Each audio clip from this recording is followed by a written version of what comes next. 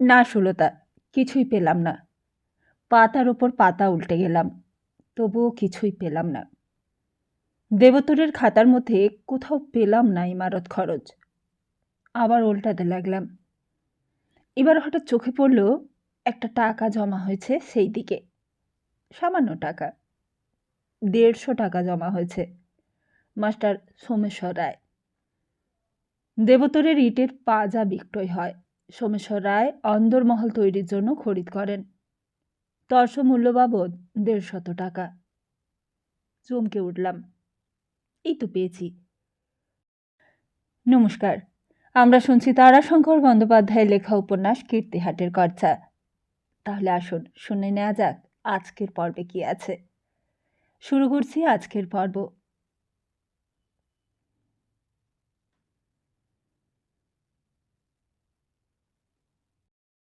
হ্যাঁ, এই তো পেয়েছি।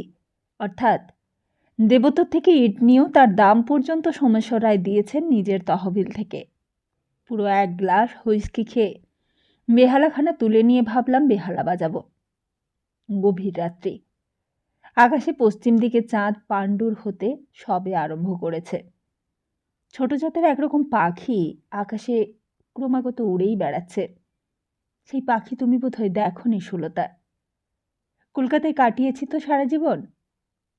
ওরা চকর। কাঁসাইয়ের ওপারের জঙ্গল থেকে কোনো ফুলের গন্ধ আসছে। বউ কথা বউ পাখিটাও ডাকছিল। গ্রাম তখন নিস্তব্ধ। শুধু মাঝে মাঝে গ্রামের কুকুরগুলো ঘেউ ঘেউ করে চিৎকার করছিল। ছড়িটা তুলে নিয়ে টান দিয়েছি। বাজাবো সঞ্জা সঞ্জা পিয়া। তোমাকেই ভেবেছিলাম মনে মনে। হঠাৎই একটা দমকা বাতাস এলো। জমা খরচের খাতাখানা খোলাই ছিল। ফরফর করে উল্টাতে লাগলো। পুরনো কাগজ ছিঁড়ে যাবে ভয়ে ছড়িটা দিয়ে চেপে ধরলাম এবং বেহালাটা রেখে বন্ধ করতে গেলাম। হঠাৎই নজরে পড়ল পাতাটায় লেখা সৎকার খরচ। ঠাকুরদাস পাল খুন হওয়ায় তাহার লাশ সদরে যায়।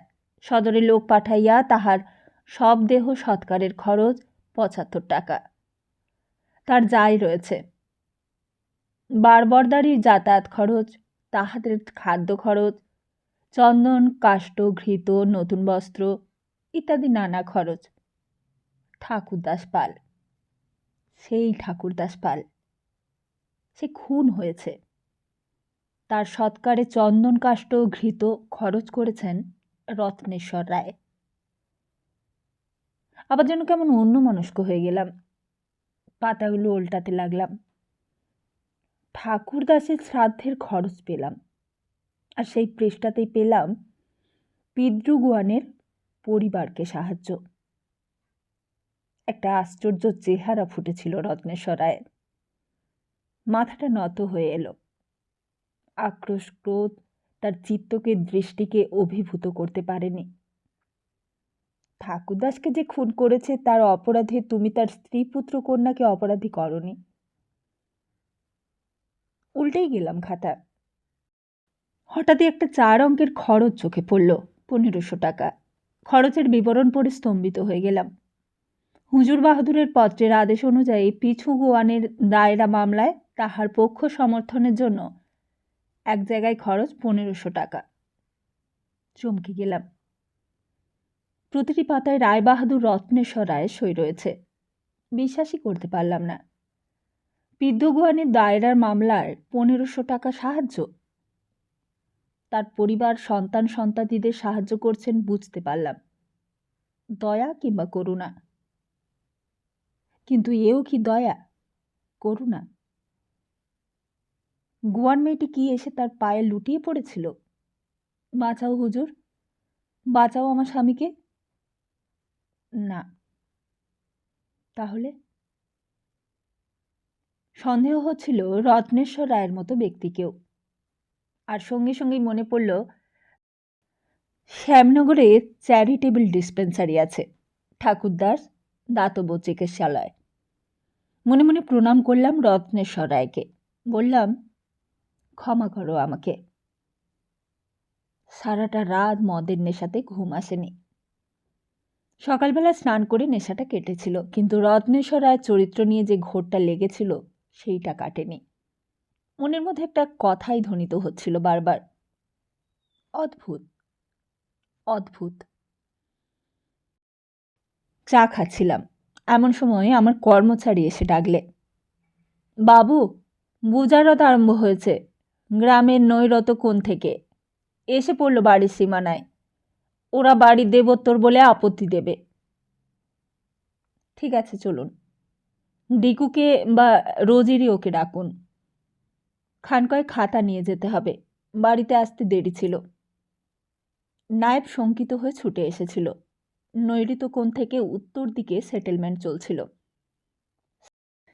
সাহেব টেবিলের উপর ম্যাপ গেঁথে তা থেকে প্লট বাই প্লট বুজারত করে চলেছিলেন। অনেক লোক জমেছে। গ্রামের বর্ধিষ্ণু ব্যবসাদার সুরেন দে, রাধাগোবিন্দ ভট্টাচার্য, শিবনাথ ওঝা, নটবর সিং, নন্দ ঘোষ, নটু বাউরি, মোটা কালো ইব্রাহিম শেখ, আর তাছাড়াও ধনেশ্বর, প্রণবেশ্বর, এরা তো সবাই আছেন। সাহেব গম্ভীর কণ্ঠে বললেন, এতক্ষণে সময় হলো আপনার? তাতে কি আপনার কাজে ব্যাঘাত হয়েছে? নিশ্চয়ই হয়েছে। আপনারা জমিদার, প্রজা যে সত্য বলছে সেই সম্বন্ধে আপনাদের সম্মতি কিংবা আপত্তি দুটোর একটা চাই, না হলে আমার কাজ শেষ হয় না। ওগুলোতে আপনার মতামত কিছুই নাই, তাই আমি লিখেছি। মানে প্রজার পক্ষেই গেছে। এরা আপত্তি দিয়েছেন, লিখেছি। এটাতে কি বলুন? তবুও বুঝতে পারলাম না। সবে তো 15-20 দিন গেছে। প্রজায় সত্যের ব্যাপার ঠিক রপ্ত হয়নি তখনও। হঠাৎই পেছনে একটা দুর্বোধ্য হাউ হাউ শব্দ শুনতে পেলাম। সকলেই ফিরে তাকালে দেখলাম একজন বৃদ্ধ, লোম মাংস থলথল করছে, তার মধ্যে হাড়গুলো প্রকট হয়েছে, মাথার চুল উঠে গিয়ে যে কগাছা আছে তা সাদা ধবধবে এবং ব্যোমকেশের মতো ঊর্ধ্বমুখী। এক মুখ খোঁচা খোঁচা দাড়িগোপ, ভুরু দুটিও পাকা এবং ঘন মোটা, পরনে হাঁটু পর্যন্ত ধুতি। একজন 30-35 বছর বয়সে ফিটফাট পোশাক পরা ভদ্রলোকের হাত ধরে আসছে। চোখে দৃষ্টি নেই, ঘোলাটে চোখে তারা দুটো শূন্য লোকের দিকে স্থির এবং নিবদ্ধ। পা দুটো ঠিক পড়ছে না। লোকটা হাউ হাউ করে কি বলছে তাও বোঝা যাচ্ছে না। অফিসার বিরক্ত ভরে তাকালেন আর বললেন, চিৎকার করো না এমন করে। বৃদ্ধের সঙ্গের ভদ্রলোকটি খাসা ইংরেজিতে বললেন, তার নিজের কথা বলবার অবশ্যই স্বাধীনতা আছে। হাকিম চটে উঠলেন আর বললেন, তুমি কে আর ওই বা কে? ভদ্রলোক বললেন, ওনার নাম বহুবল্লভ পাল, উনি এখানকার 20 দাগ প্লটের মালিক। আমি ওনার ছেলে, উনি চোখে দেখতে পান না, সঙ্গে নিয়ে এসেছি। ইংরেজিতেই বললেন। উরু ভট্টাচার্য, সে পৌর লোক, বিচিত্র চরিত্র মানুষ বলে পরিচয়টা শুনেছিলাম সুলতা, কিন্তু প্রত্যক্ষ পরিচয় বিশেষ ছিল না। শুনেছিলাম প্রথম যৌবন থেকে মেজ ঠাকুরদার থিয়েটারে পাঠ করতেন, তারপর প্রেম করে একটি শূদ্র কন্যাকে নিয়ে কলকাতায় চলে গিয়েছিলেন। বাড়ির জমি বিক্রি করে কিসের দোকান করেছিলেন, তাতে ফেলে পড়ে গ্রামে ফিরে বিয়ে করে রায়বাড়িতে চাকরিও করেছিলেন। এখন গ্রামে মাতব্বরি করেন। ক্রিয়াবাড়ি যজ্ঞের উরু ভট্টাচার্য অপরিহার্য। তিনি রান্নাশালে মোড়া নিয়ে বসেন, বাঁ হাতে সিগারেট পড়ে আর ডান হাতে হুঁকো থাকে। কোনো নেশা নেই এছাড়া, ওই খেয়েই ক্রিয়া শেষ করে উঠে যান। তবে এখনও নাকি বার্তপাড়া থেকে গোয়ানপাড়া পর্যন্ত মেয়েদের কাছে প্রিয়জন। তার জন্য কিন্তু তিনি লজ্জিত নন। কথাবার্তা খুব ভালো বলেন। অবশ্য তার একটা বিশেষ ধরন আছে। উরুবাবু বলে উঠলেন, brilliant star of our village sir, উজ্জ্বল নক্ষত্র। এমএতে ভালো রেজাল্ট করেছে। আমাদের বহুবল্লভ পালের ছেলে শ্রী রাধা বল্লভ পাল উকিল হয়েছেন। হাকিম বললেন, নরম সুরেই বললেন, তা বেশ তো, কি বলতে চান সেটা তো পরিষ্কার করে বলতে হবে। রাধা বল্লভ বললেন, উনি বলছেন এইসব হলো লাখরাজ। এইবার ধনেশ্বর এগিয়ে এসে বললেন, না, ওগুলি জোতে সামিল। জিজ্ঞাসা করলে বহুবল্লভ। কানের কাছে মুখ এনে ছেলে বললে, ধনেশ্বরবাবু বলছেন যে এসব জোতের সামিল, রায়তি স্থিতিবান। না, চিৎকার করে উঠল বহুবল্লভ। হাকিম বললেন, তা বেশ তো, কাগজ দেখান, লাখরাজ তার প্রমাণ তো দিতে হবে।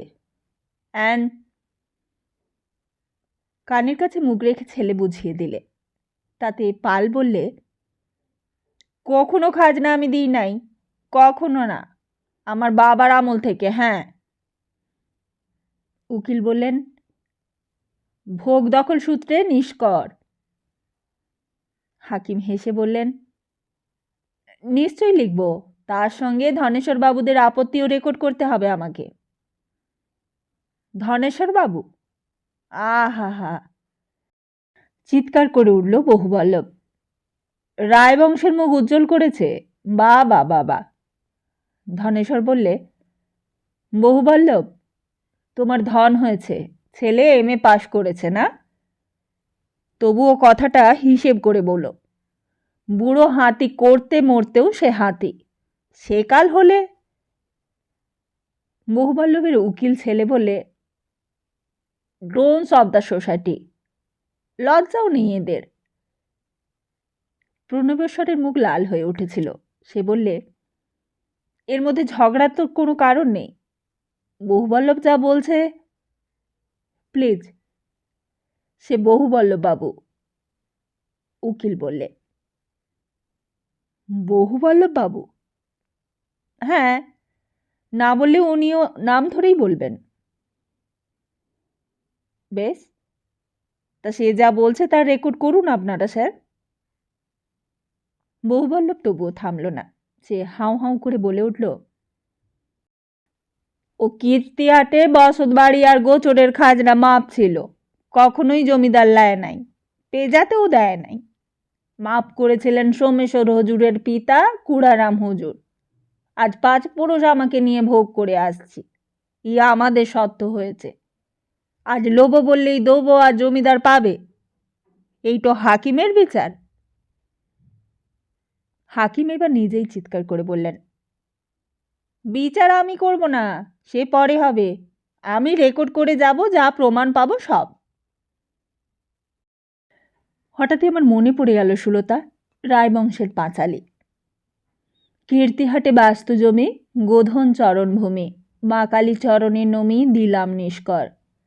মাঠেতে পুকুর খুঁড়ি, সিঁচো নিম্ন 3 গাড়ি, মৎস্য খাবে লোকে ধরি রুই কাতলা পর। আমি এগিয়ে গিয়ে বললাম, আমার কথাগুলো লিখে নিন। আপনার আবার ভিন্ন কথা আছে নাকি? আছে। ধনেশ্বর কাকা বোধহয় জানেন না, না হলে আপত্তি দিতেন না। বহুবল্লভ পাল যা বলছেন তা সত্য। কীর্তিহাটে বাস্তু জমি গোচর নিষ্করই বটে। কুড়ারাম রায় ভট্টাচার্য মশাই নিজে দিয়ে গিয়েছেন। তার সঙ্গে মাঠের পুকুরের সিঁচ এবং রুই কাতলা ছাড়াও মাছও সাধারণ লোককে ধরে খেতে দিয়ে গেছেন। তার নজির চাই হে, তার নজির চাই। গম্ভীর ক্রুদ্ধ কণ্ঠে বললেন ধনেশ্বর কাকা। আমি বললাম, নজির আছে, দেখাবো? কুড়ারাম রায় ভট্টাচার্য মহাশয়ের নিজের জীবনের পাঁচালী আমি পেয়েছি, আমি পড়েছি, আমি দেখাবো। সকলে স্তব্ধ হয়ে গিয়েছিল। সেই স্তব্ধতা ভঙ্গ করে বৃদ্ধ বহুবল্লভ বার্ধক্য জড়িত কণ্ঠে প্রায় চিৎকার করে বলে উঠলেন, পেন নাম, পেন নাম, তোমাকে পেন নাম বাবু। কই তুমি, কই? রাধা বাবু কই? নিয়ে চল কাছে। ছেলে হাত ধরে বৃদ্ধকে কাছে নিয়ে এলো। সে প্রথমে আমার হাত ধরলে, তারপর হেড হতে গেল। আমি বাধা দিলাম, না না, বয়সে আপনি অনেক বড়। বয়সে বড়? তুলসী পাতা তুমি বাবু, নিখুঁত বেলপাতা। ও পোকা লাগা চক্র লাগা পাতা ফেলে দিতে হয়, ওই ধনেশ্বর বাবুদের মতো। তুমি নিখুঁত, মাথায় করতেই হবে গো। পেন নাম না লাও, নমস্কার লাও। কই, মুখে একবার হাত বুলিয়ে দেখি। হ্যাঁ বটে, বেশ লম্বা গো, লাগাল পেতে বেঁকা কোমর সোজা করতে হয়। নাকটি কোলো, চামড়া মাখনের মতো। বাহ বাহ বাবা বাহ, গোটা গায়ের লোক আশীর্বাদ করবে তোমাকে। তোমার ঠাকুর দাদার বাবা রায় বাহাদুরকে আমি দেখেছি, ছেলে মানুষে। ঠাকুরদাস পালের প্রথম পক্ষ মারা গেলে আমার পিসির সঙ্গে রায় বাহাদুর তার পেয়ারের ঠাকুরদাস পিসির বিয়ে দিয়েছিল গো। তিনি ছিলেন এক জবর লোক, তুমি তো তার বংশেরই ছেলে বটে। হয়তো কিছুটা নাটুকেপনা আমার মধ্যে আছে সুলতা, আমি ভেবে দেখেছি। নইলে ওইভাবে রাত্রে চিতপুরে দেহ ব্যবসায়িনীদের দান করে রূপকথা রাজপুত্র সাজতে চাইবই বা কেন? নাটুকেপনা বলতে পারো, আবার আভিজাতপানাও বলতে পারো, আবার রায়বংশের ধারাও বলতে পারো। আমাকে সেদিন সেটেলমেন্টের সাহেব ঠাট্টা করেছিল।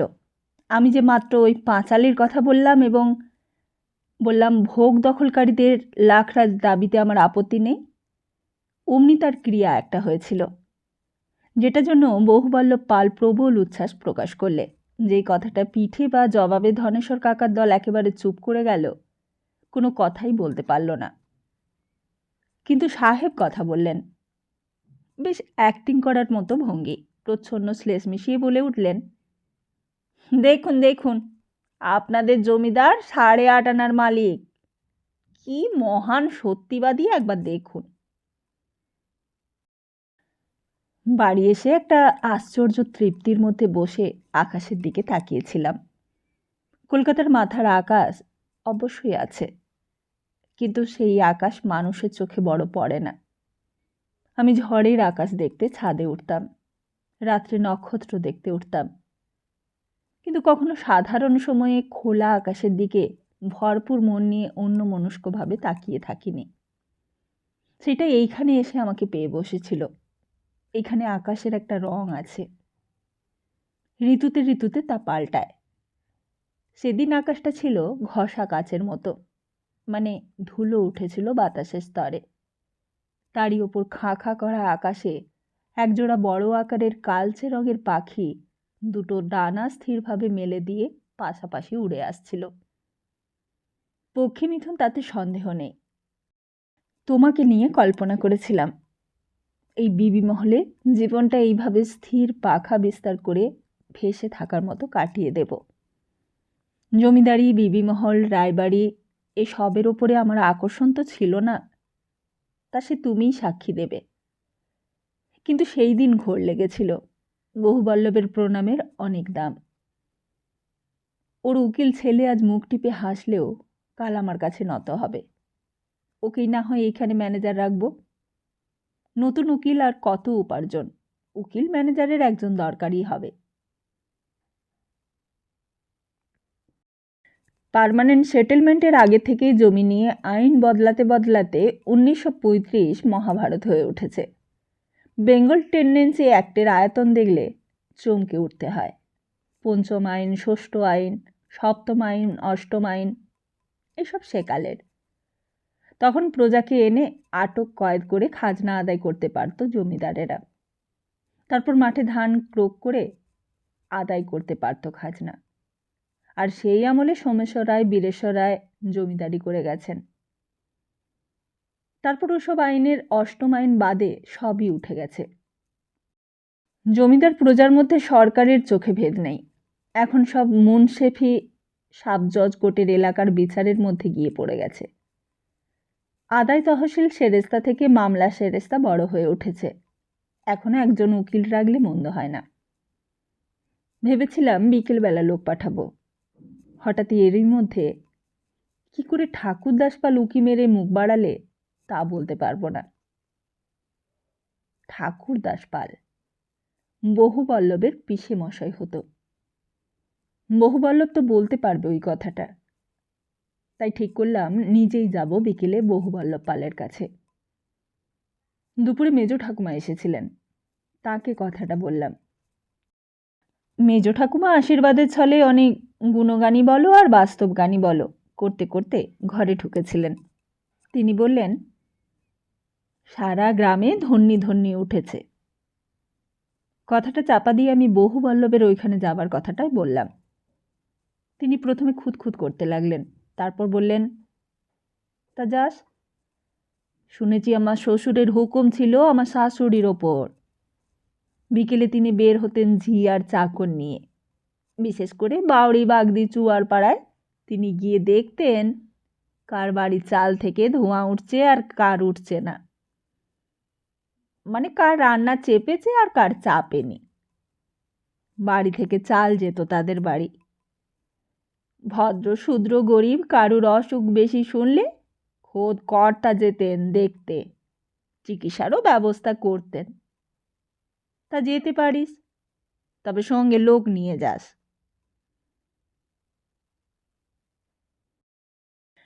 মেজাজটা যাকে জমিদারি ভাষায় সরি বলে তাই হয়ে গেল। বিকেলে গেলাম বহুবল্লভের বাড়ি। সদগোপাড়া, মাটির দেওয়াল, কুঠা বাড়ি আর খড়ের চালের ঘর। রাস্তা সংকীর্ণ, একখানা গরুর গাড়ি যায়। বহুবল্লভের ঘরের চালে টিন, পোঁত বা ভিত বাঁধানো। বাড়ির সামনেটার পাকা থাম দেওয়ার পাকা মেঝে। পাল চোখে অন্ধ হলেও শনের গোছ টাঙিয়ে ঢেড়ার পাক দিয়ে দড়ি কাটছিল, তকলিতে সুতা কাটার মতো। বসেছিল একখানা তক্তপোষের ওপর উপু হয়ে। আমার সঙ্গে মানে পেছনে লোকটাও জুটেছিল, দুটো কুকুরও চেঁচাচ্ছিল। আমি সামনে দাঁড়িয়ে বললাম, পালমশাই, আমি আপনার কাছে একবার এলাম। দৃষ্টিহীন চোখ সামনে তুলে পাল বললে, কে? তারপর আমার কাপড় জামা এবং ল্যাভেন্ডার সাবানের গন্ধ শুকে বললে, হাকিম মশাই? না, আমি সুরেশ্বর রায়। পাল চমকে উঠল, তারপর চিৎকার করে বললে, ওরে ও রাধা, ওরে ও রাধা, গেলি কোথায় রে বাপু? আরেকজন প্রবীণ এসে দাঁড়ালো এবং নমস্কার করে আমাকে আহ্বান করে বললে, আসুন আসুন। বলি ঘর থেকে দেশি সুতোরের হাতের শালকাঠের তৈরি ভারী চেয়ার এনে পেতে দিয়ে বললে, বসুন। পাল বললে, কে? বেজো না কে? হ্যাঁ।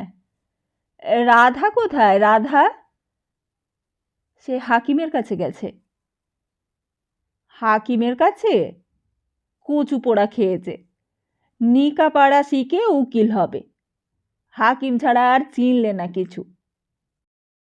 বসুন বাবা, বসুন। আজ সমস্ত দিন তোমার নাম করেছি গো। আমি একটা কথা জানতে এসেছি আপনার কাছে, ওই আম বাগানটার আর পুকুরটার কথা। ওটোতে বাবা কিছু গোল আছে আমাদের। ওটো রায়বাহাদুর আমাদিকে দান টান করেন নাই। ও যখন আমার পিসির বিয়ে হয় উনি খুব দৌড়ে পড়ে বিয়ে দেয়া দিয়েছিলেন। পিসি আমার ডাগর হয়েছিল, 12 বছর বয়স কম হয়েছিল। তা তখন পিসের বয়স আমার তা 35 হবে বই কি। একটুকুন বেমানান হয়েছিল তো, তা আমার ঠাকুর বাবা ওই রায় বাহাদুরদের কথা মেনেই বিয়ে দিয়েছিল। এখন ওই বাগান আর মোল পুকুর ঠাকুর বাবাকে ভোগ করতে দিয়েছিলেন। বলেছিলেন, তা তুই কর ভোগ, কিন্তু গাছ কাটতে পাবি না। পুকুরের মাছ খাবি, কিন্তু পুকুর বাগান বেচতে পাবি না। এই বৃত্তান্তই বটে মশাই। তা দেখো বাবু, তুমি আজ এমনই করে সত্যি কথা বললে, আমি আর মিছে করে কি করে বলি? আমি বললাম, না না, ওর জন্য আমি আসিনি। চোখ স্থির করে পাল বললে, তবে আমি কয়েকটা কথা জানতে এসেছি ঠাকুরদাস পাল সম্পর্কে। ও, তিনি মহাশয় লোক ছিলেন গো। যেমন দেহ তেমনি ক্ষমতা, আর তেমনি সাহস। দুর্দান্ত সাহস, দুর্দান্ত লোক। আপনকার ঠাকুর বাবার বাবা রায় বাহাদুরের চেলা গো। আর আরও ছিল ওই কমল দাদা অন্তপান। তোমার ঠাকুর বাবার বাবার প্রথম নাম তো কমলাকান্ত। মামা পুষি নিয়ে নাম দিলেন রত্নেশ্বর। ও, শুনেছি আমার তো তখন জন্মায় নাই।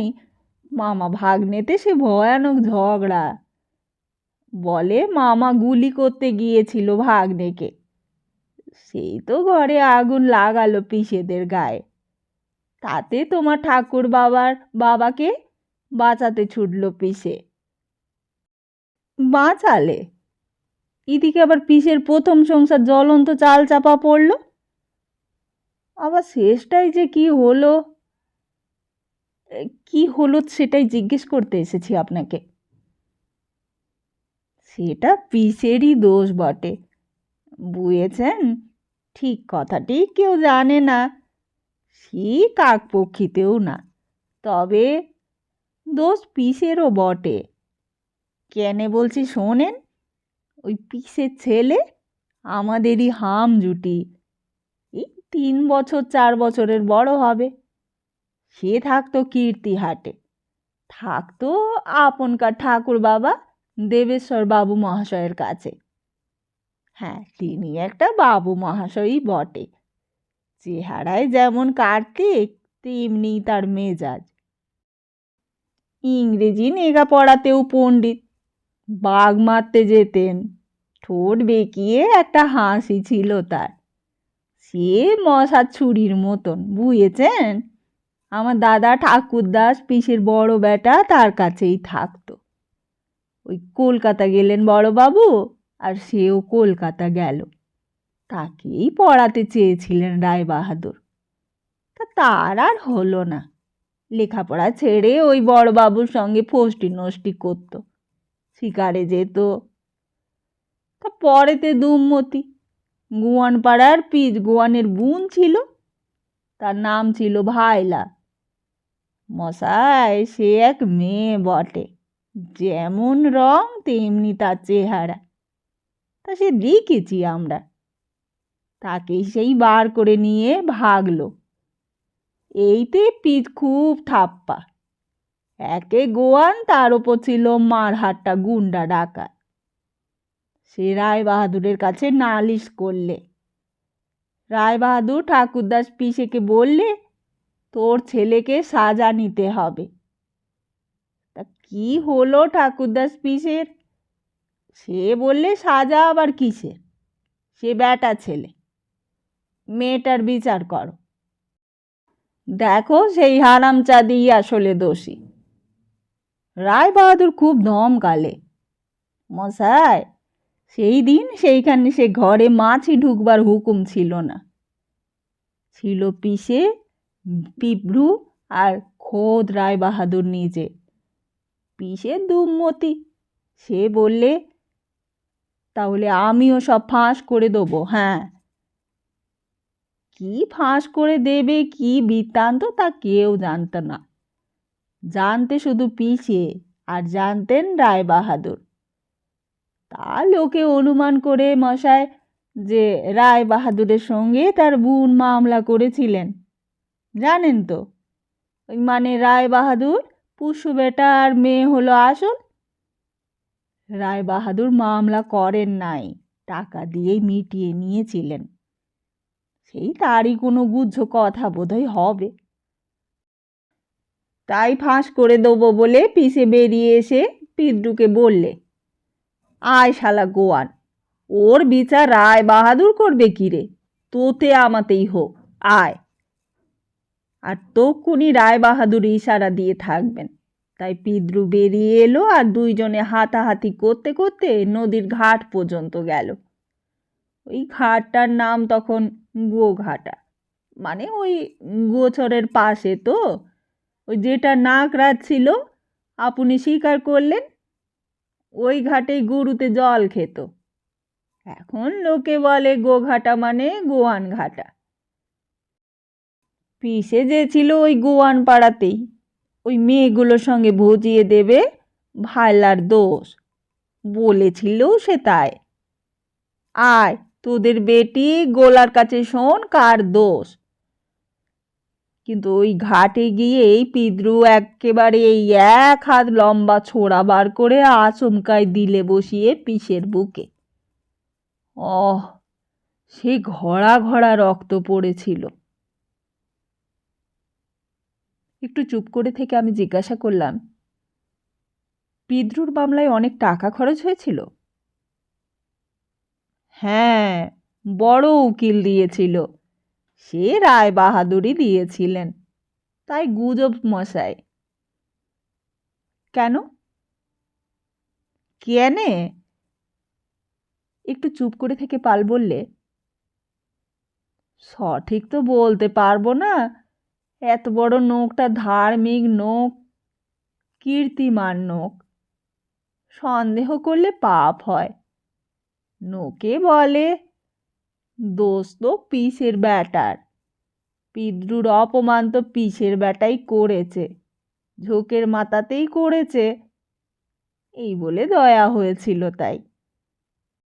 আবার 2-4 জন বলে মশাই, ওই যে পিসে বলেছিল আমিও তাহলে ফাঁস করে দেবো, তার জন্যই রায় বাহাদুর পিদ্রুকে হুকুমই দিয়েছিলেন দে সাফ করে। কথাটা আবার মনে লেগেছিল সুলতা, এটাই সম্ভব। একটু চুপ করে থেকে আমি জিজ্ঞাসা করেছিলাম, ঠাকুরদাস পালের কে আছে বংশে? পাল বলেছিল, পিসের ছেলের ছেলে আছে, মানে ছেলের নাতি আছে, সে এখন মস্ত লোক, ব্যারিস্টার সাহেব। সে জাতকুলে এখানকার সব ঘুচিয়ে মুচিয়ে সাহেবি কাণ্ড।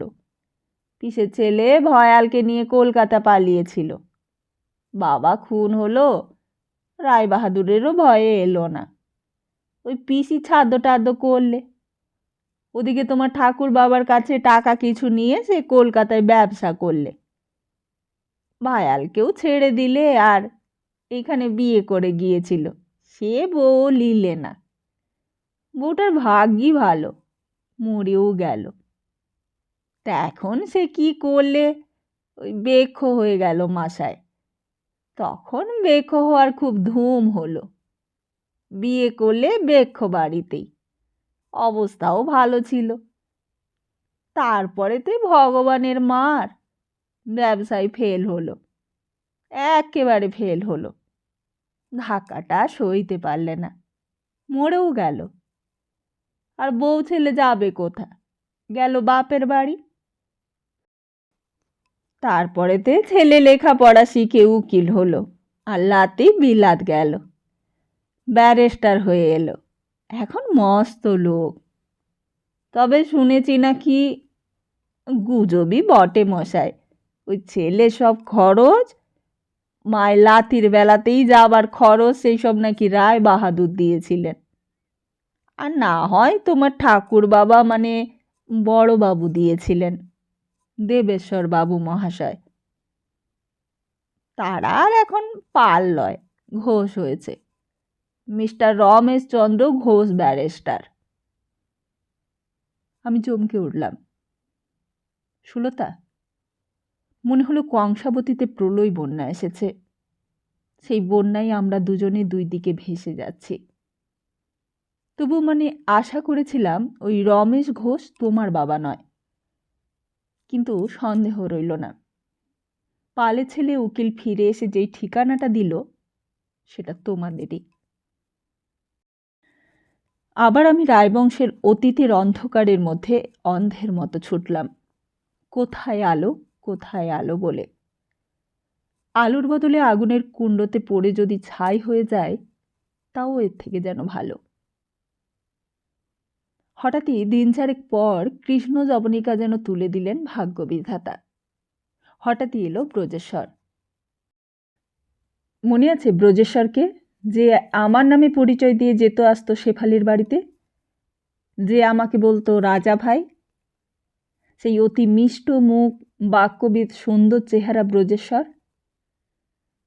ধনেশ্বরকার বড় ছেলে, যে অতি চতুর রায়বংশধরটি আমাকে মূর্খ প্রতিপন্ন করেছিল, সেই ব্রজেশ্বর। মনে আছে? হ্যাঁ, সেই হঠাৎ এলো কীর্তিহাটে। তার আসার ভঙ্গিমাটিও বিচিত্র। তখন আমি অন্ধকারে অন্ধের মতো কাগজের স্তূপের মধ্যেই ডুবে আছি, কিন্তু সেটা বিষয় কিংবা সম্পত্তির জন্য নয়। ওরা বাড়ির সত্ত্বে আপত্তি দিয়েছিল, বলেছিল এটা কারুর ব্যক্তিগত নয়, এটা দেবোত্তর, এজমালি অভিবাজ্য। আমি সেই খাতাখানাই দেখিয়েছিলাম। দেবোত্তরের খাতায় ইটের পাঁজা অর্থাৎ ভাটা বিক্রয় দরুন জমা। শ্রীযুক্তবাবু সোমেশ্বর রায় মহাশয়ের অন্দরমহল তৈয়ারির জন্য দেবোত্তরের যে ইটের ভাটা হইতে ইট লয়েন, তাহার মূল্য বাবদ জমা মাস্টার শ্রীযুক্ত সোমেশ্বর রায় মহাশয়। টাকাটা সামান্য, 350 টাকা। ওরা চমকে গেল। দেখলে? তারপর আর কোনো কথাই বললে না, আপত্তিটাও তুললে না। বুঝলাম ব্যক্তিগত জমা খরচের খাতাখানা ওদের হাতেই আছে, কিন্তু এইভাবে ছোট একটা ইটের জমা খরচ দেবোত্তরের খাতায় লুকিয়ে বসে আছে, তা ওরা অনুমান করতে পারেনি। তবে সম্পত্তির জন্য আমি খাতা ঘাঁটছিলাম না, ঘাঁটছিলাম ওই ঠাকুরদাস পালের খুনের অন্তরালে কোন অনুমানটি সত্য, সেটাই আবিষ্কারের জন্য। ওই সামান্য কি বলেছিল ঠাকুরদাস পাল, তার জন্য রায়বাহাদুর রত্নেশ্বর তাকে খুন করালেন? রত্নেশ্বর রায়ের পাপ পুণ্যে আমার কিছুই করবার নেই, ওর ভাগ বা উত্তরাধিকার নেই।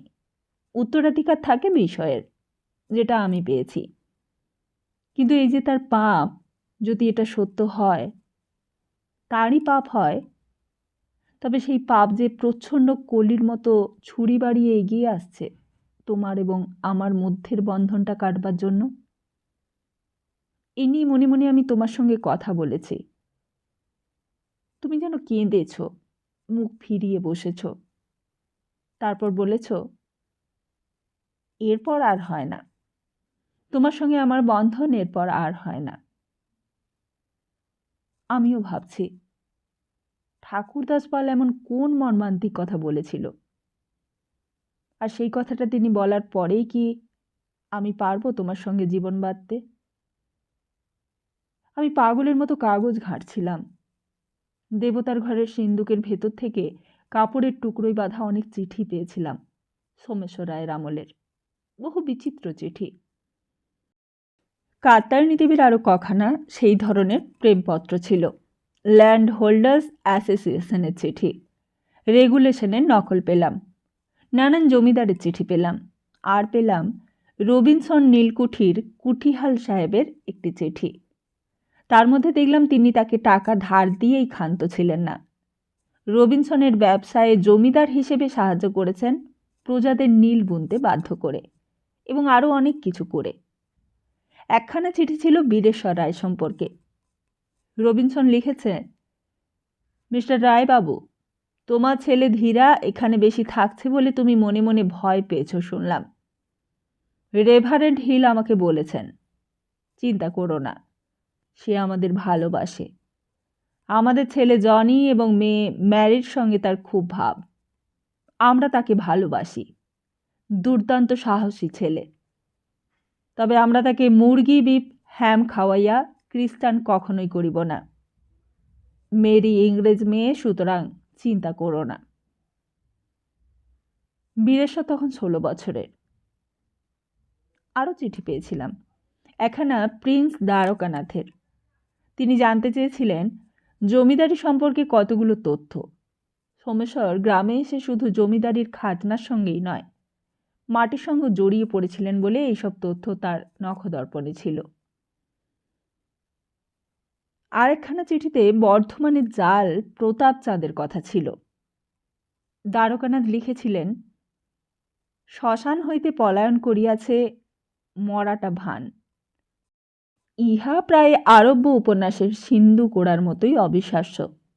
যাহা হউক, সঠিক সকল ঘটনা না জানিয়া ইহাকে আমি সমর্থন অসমর্থন কিছুই করিতেছি না। অগ্রে জানিয়া যাহা সিদ্ধান্ত করিব তদনুসারে কর্ম করিব। পরে এ বিষয়ে আপনাকে সমুদয় জ্ঞাত করাইব। আরেকখানা পত্র ছিল। আপনি গ্রামে বসিয়া পৈত্তলিকতা এবং তন্ত্রমন্ত্র ইত্যাদি বিকৃত আচার লইয়া আছেন, ইহাতে আমার দুঃখ হয়। আপনি কলিকাতায় আসুন, মাননীয় শ্রী রামমোহন রায় মহাশয়ের সঙ্গে দেখা করুন।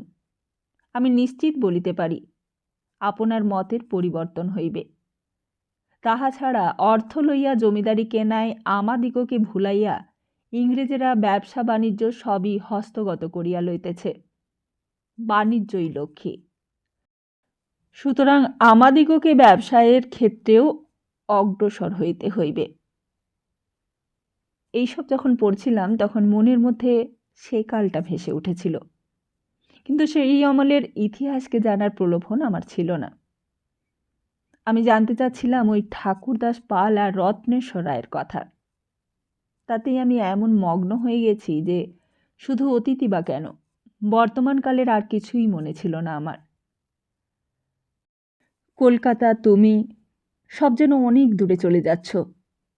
আমি 1936 সালের এপ্রিলের শেষে কীর্তিহাটে চোখ মেলে বহুবল্লভ পালের উকিল ছেলে হাকিম হরেন ঘোষ, রায়বংশের ভাঙা কুজোদেহ ধনেশ্বর কাকা, শিবু পণ্ডিতের আধুনিক সাহিত্যের আলোচনা, সুরেন্দ্রের কাছে সেকালের 6 আনা 8 আনা মন ধানের দামের কথা, উরু ভট্টাচার্যের মুখে দীনবাবু গিরিশবাবুর বক্তৃতার কথা শুনতে শুনতেও রায়বাহাদুর রত্নেশ্বর রায়ের আমলে বাস করছি, আর তাঁকেই আমি জেরা করছি। বলুন, কি হয়েছিল বলুন। আর ওদিকে ওই দিনের ওই ঘটনার পর গ্রামটা গোটাই যেন ছুটে আমার কাছে এগিয়ে এসেছিল। সে এক বিস্ময়কর ঘটনা বলে মনে হয়েছিল আমার। 3-4 বার এসেছি। বাবার শ্রাদ্ধের ক্রিয়াকর্মের সময় সকলকে মিষ্ট ভাষায় সবিনয় সম্ভাষণ করেছি। তারাও মিষ্টি কথা বলেছে, তুষ্ট হয়েছে বলে হেসেছে, কিন্তু তবু কাছে আসেনি। যা হয়েছে দূরে দূরে দাঁড়িয়েই হয়েছে। কিন্তু 4 দিন আগের ঘটনাটির ফলে এমন একটা কিছু হয়ে গেল যাতে তারা একেবারে ঠেলে এসে ঘরে ঢুকে চেপে বসল আর হেসে বলল, আমরা এলাম। শুধু ভদ্রজনেই নয়, গ্রামে যাদের আমরা বার্ত বলি তাদের দলও এলো নালিশ নিয়ে আর বললে, আমাদের এটি বিচার করে দেন। বেশ মদ্য পান করে আবেগ বিভোর হয়ে এসে হাজির হলো। বললে, লইলে আমরা আর কার কাছে যাব আগে, বলে দেন। ওদের প্রথম মামলা নিয়ে মনে হলো খুনের মামলায় রায় দিতে হবে। সে এক স্বামী স্ত্রীর বিরোধ। বুড়ো হাঁটু বাউরি একটি যুবতী মেয়েকে সাঙ্গা করেছিল। যুবতীটি ঘর করতে করতে একটি নবযুবকের সঙ্গে প্রেম করলে। তা নিয়ে পাড়ায় হাঙ্গামা অনেক হলো, মারধরও হয়, অবশ্য মেয়েটাকেই, এবং ছোঁড়াটাকে কানও মলতে হয়। কিন্তু শেষে মেয়েটা সর্বস্ব হরণ করে ছোঁড়াটাকে নিয়ে পাশের গ্রামে গিয়ে পালিয়ে গেল। সেও কীর্তিহাটের সামিল আমাদেরই জমিদারি। মেয়েটা মরিয়া হয়ে আমার সামনেই ঘোমটা খুলে বললে, আমি যাবনি, খাবনি, ওর ভাত আমি খাবনি। বুড়ো মরার গায়ের গন্ধে আমার ঘুম হয় না। আমি বিচার করে দিলাম, মেয়েটা যা টাকা পয়সা গয়না বাসন নিয়ে এসেছে তা ফিরিয়ে দিতে হবে, আর ওই যাকে বরণ করেছে তার কাছেই তাকে থাকতে হবে। সাধুবাদ পড়ে গিয়েছিল, ওরা সব মেনে নিয়েছিল। এমনই আরেকটা নালিশ সেদিন এসেছিল, গোয়ানপাড়ার একটা নালিশ। মেয়েরা ছিল না, ছিল পুরুষেরা। নালিশটা এই, হুজুর মালিক, তোমার জমিনে হামি লোক বাস করি, লেকিন সেটেলমেন্টে গির্জের মালিক কেন হলদি বুড়ি হবে? যে মুখপাত্র হয়ে এসেছিল সে নতুন লোক, তাকে আমি দেখিনি, আর তাকে দেখে মনেও হয় না যে সে মানুষ, অন্তত গোয়ান পাড়ার মানুষ। সে যেন এক গল্পলোক কিংবা স্বপ্নলোকের মানুষ। লোকটার দিকে চেয়েছিলাম, হঠাৎই রায়বাড়িতে শাক বাজল, উলু পড়ল। কিছুই বুঝলাম না, লোকটার দিকেই দৃষ্টি ফেরালাম। এমন সময় কে যেন ছুটে এলো, ওই গোয়ান্দেরই একটা ছেলে। শাদি করে বহু নিয়ে আইলো বরকা বাবুর বরকা ছিলিয়া। বিরাজ বাবু, এই মস্ত বহু, বহুত फैशन, खूबसूरत भी। আর বিরাজ বাবুর বড়িয়া পোশাক पहन के आयलो, बहुत बड़ा आदमी হইয়াছে। बड़ा नौकरी मिललो उनको। बाप रे बाप, কি কায়দা। ওদের আর নালিশ করা হলো না, সবাই ছুটে একসঙ্গে চলে গেল। ওই লোকটাও চলে গেল। চুপ করেই বসেছিলাম, কিন্তু মনটা চঞ্চল এবং ক্ষুব্ধ হয়ে উঠেছিল। বুঝেছিলাম ব্রজেশ্বর ফিরেছেন এতদিন নিরুদ্দেশের পর, কোনো এক হতভাগিনীর মস্তক ভক্ষণ করে। কিন্তু বড় চাকরি পেয়েছে, বড় লোক হয়েছে, সেটা খুব মাথায় এলো না। কোনো ধনবানকে ঠকিয়ে তার একমাত্র কন্যাকে বিয়ে করে অদৃষ্ট ফিরলে বিস্ময়ের কিছুই থাকতো না। এই চাকরি? আজ মেজদি পর্যন্ত আসেনি। মনটা তাই বিষণ্ণ হয়ে গেল, বোধহয় ওই বধূটির জন্য। রঘুকে বললাম, বেহালাটা দে।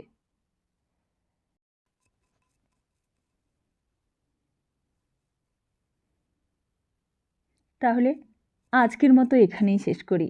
খুব তাড়াতাড়ি ফিরছি আগামী পর্ব নিয়ে। ততদিন ভালো থাকুন, সুস্থ থাকুন, আর সবাইকে ভালো রাখুন। হ্যাঁ, ভালো লাগলে চ্যানেলটিকে সাবস্ক্রাইব করতে ভুলবেন না নতুন বন্ধুরা। আর পুরনো বন্ধুরা তো সঙ্গেই আছেন, লাইক করবেন, শেয়ার করবেন। নমস্কার।